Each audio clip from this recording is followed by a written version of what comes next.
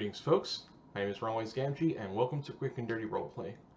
In this video, I would like to go over particular sections of Runehammer's video titled How to Know If Your Mechanics Matter. Going over specific timestamps and then elaborating on them. If you haven't seen that video, I have a link to it in the doobly-doo. So, check that one out first and then come back here. And let's get started. So, at 7 minutes and 50 seconds, Hankrin mentions vehicle rules that are presented in the Descent to Avernus adventure module, and then mentions that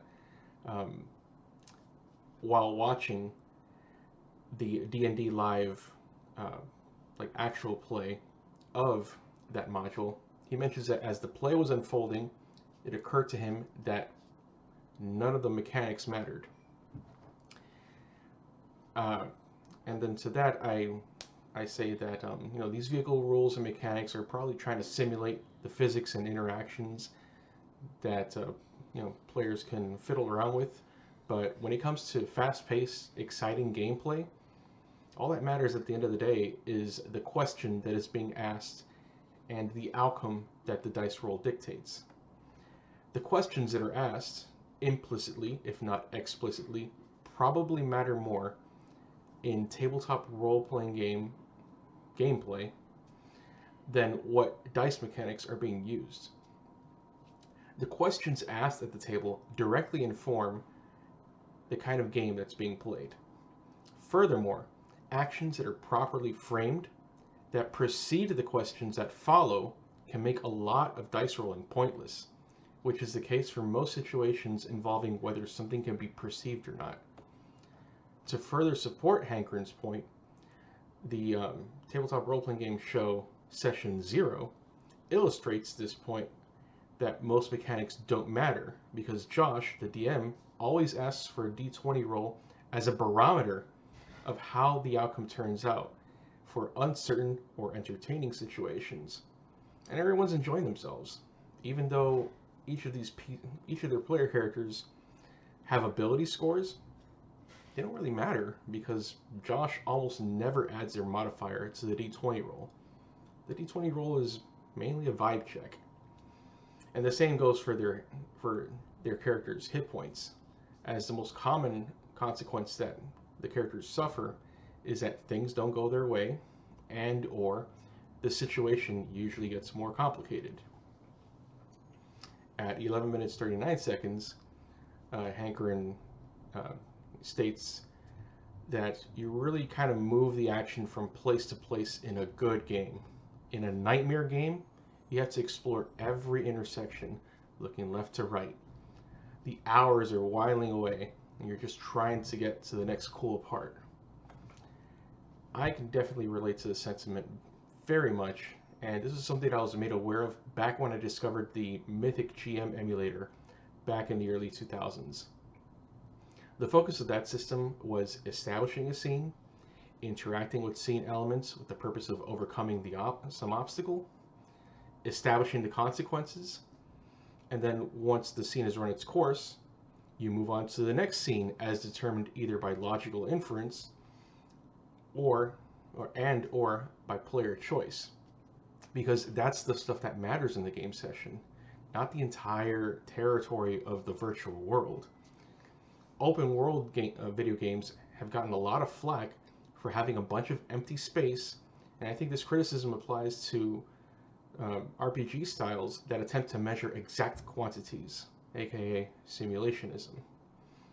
A famous quote by Peter Drucker's 1954 book, The Practice of Management, states, "What gets measured gets managed." The more stuff that gets measured during a TTRPG game session, the more time and cognitive load it's going to take to account for these quantities, making the session more of a slog. In essence, we're basically using our human brains as computers.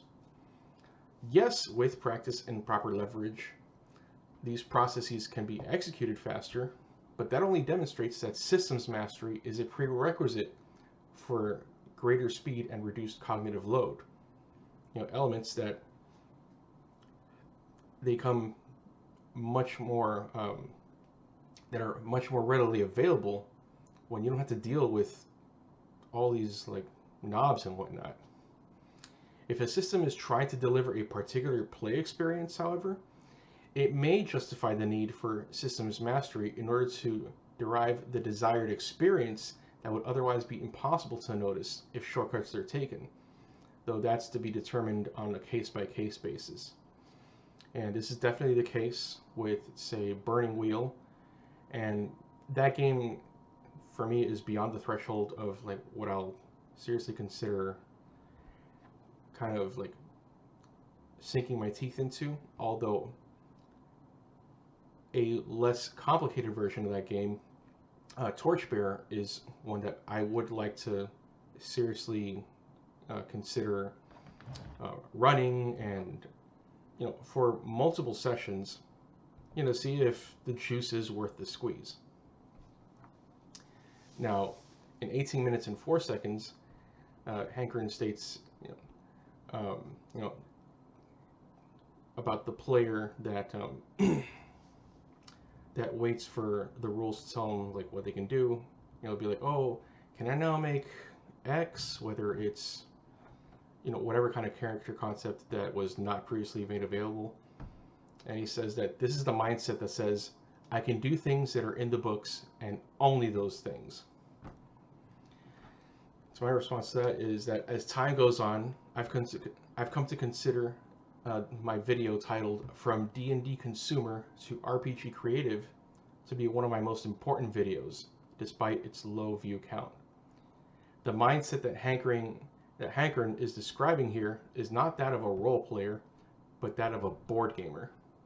And I don't just mean that in the sense of how D&D largely plays like a skirmish board game, but in the sense that the rules tell you what you can do, and if it's not in the rules, then you can't do it.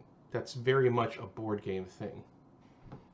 This type of mindset requires the player to attain systems mastery in order to maximize the efficiency of their character and of the party due to synergies. But even then, they're still constrained by the rules and mechanics of the game. For a GM who has this mindset, they simply become a rules administrator rather than the ultimate arbiter of what can or can't happen at the game table. They serve the rules rather than using the rules as a guideline to help them adjudicate a ruling that attempts to make the most sense according to the situation at hand. Such a GM will, for example, compulsively call for perception checks to see if the PCs notice a detail that could realistically be noticed if the character were to take the necessary amount of time to carefully scan their environment. In this style of play, the PC's senses are akin to flickering light bulbs, shutting off at the most inopportune moments, which makes for incredulous and immersion-breaking gameplay. In 19 minutes and 22 seconds, Hankern states, I do think it's a very widespread mindset among casual players. So it answers the opposite with regards to mechanics mattering. It says, yes, these mechanics matter. Yes, now we can do these things because we have these mechanics from a canonical source. And my response to that is, this is the essence of the D&D consumer. The D&D consumer is the person who is unaware of or refuses to create their own content, whether it's their own house rules, their own rulings, or their own decisions that do not fall within the list of legal actions that are prescribed by the rules. Rules that are created by game designers and published for profit. While game design is definitely a skill that one can be good or bad at, it's a skill that is accessible to all. Furthermore, there are no such institutions as the Church of D&D, despite the behavior of D&D consumers that may suggest otherwise. So you won't be punished for playing D&D wrong when the rulings made overwrite the actual rules in the book because the rulings make more sense. I found myself playing one D&D game where one of the characters grapples a cultist, and yet the cultist manages to use a burning hand scroll.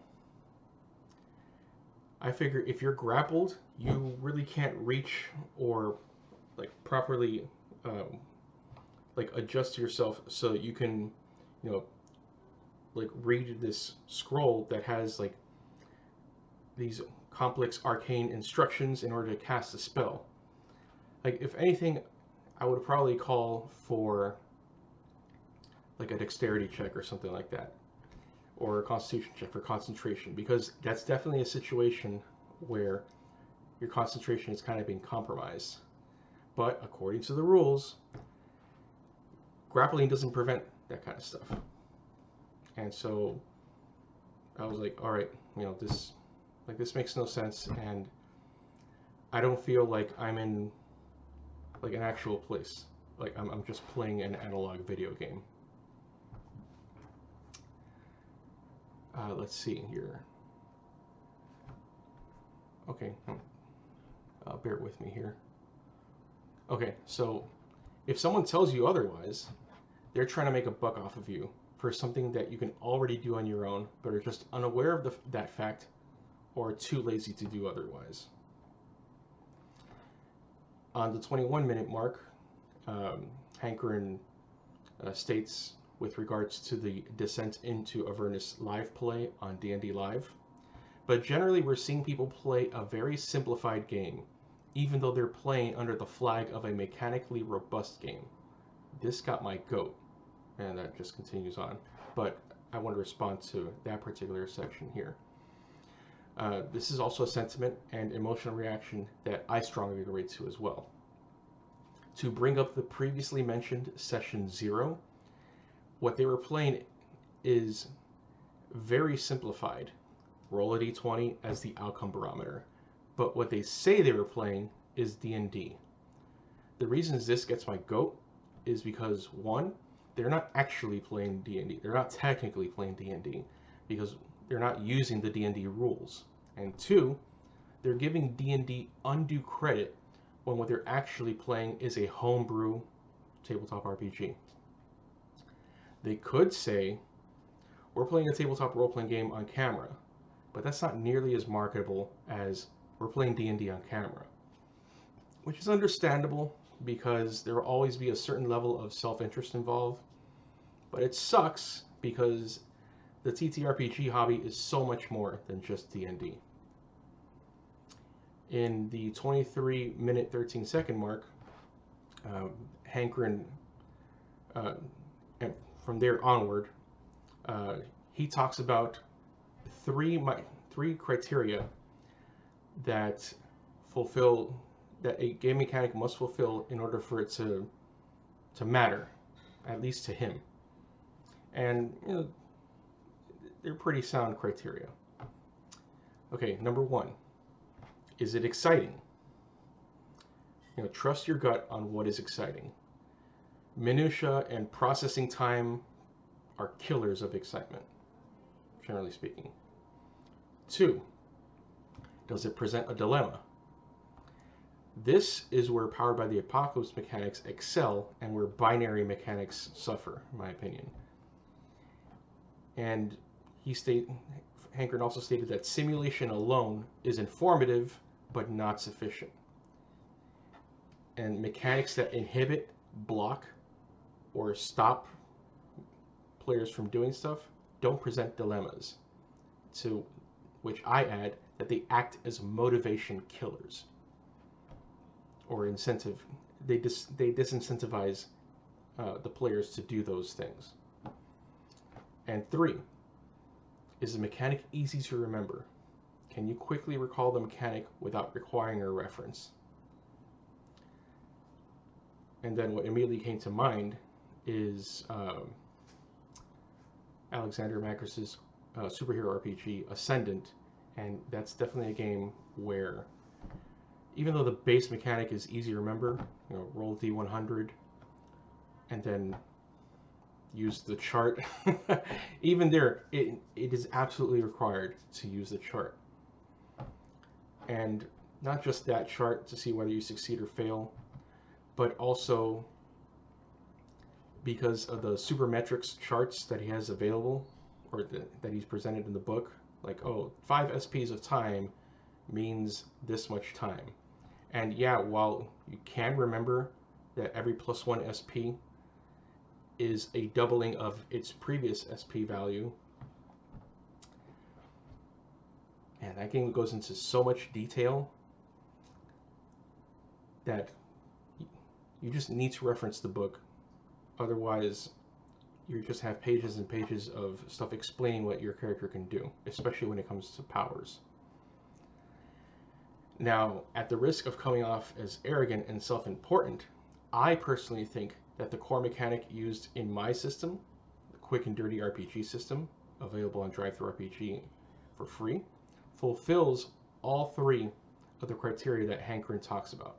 Number 1, rolling 3 dice and picking either the middle number for a risky action, the low number for a desperate action, or the high number for an action done in a secure position to determine the outcome is exciting, as is the prospect of finding the best way of describing your actions to use the most favorable dice roll possible, from a D4, which is the worst, to a D12, which is the best. Number 2, it definitely presents a dilemma. The way you describe your approach, the tool you're using, the situation you find yourself in, and the intent you're trying to achieve determines not only what dice get used, but which number gets used when you roll and need to determine the result, and what consequences occur when you don't get a clean success.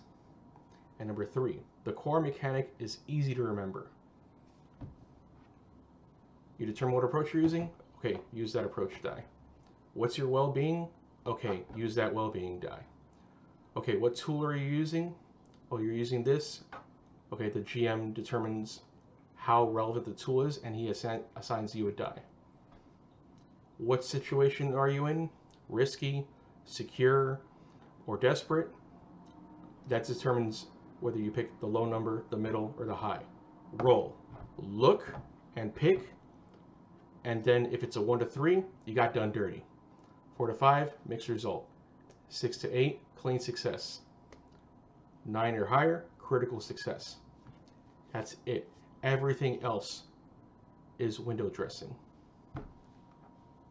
And for those who express doubt as to whether or not this core mechanic is exciting, presents dilemmas, and is easy to remember, go beyond the armchair analysis, grab your non-D20 polyhedrals, and physically try it out. And that's all I have to say with regards to this video. If you've got any comments that you want to put in, just remember to keep it respectful and relevant. And take care and play to find out what happens.